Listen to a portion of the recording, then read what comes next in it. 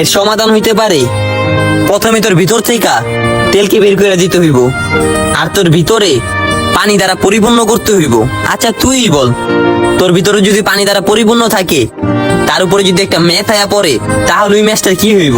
ম্যাচটা নিবা যাবো। তোরে তোর মনের ভিতরে চলা অশান্তি, ঘৃণা, অহংকার এগুলার টেনে বের করে দিতে হইব। তা না হলে এইগুলা যদি তোর মনের ভিতরে জায়গা করে থাকে, তাহলে অন্য মানুষের ছোট ছোট কথাও তোর মনের ভিতরে বিশাল বড় রাগের কারণ হয়ে দাঁড়াইব। তুই যখন তোর মনের ভিতর থেকে এইগুলার টাইম না বাইর করে দিবি, তখন দেখবি সামনের মানুষটা খুব একটা তোরে রাগানোর চেষ্টা করলেও তুই চট করে রাগে উঠবি না। আসলো তুই যেগুলা বলছস এই সবগুলাই আমার ভিতরে আসলো।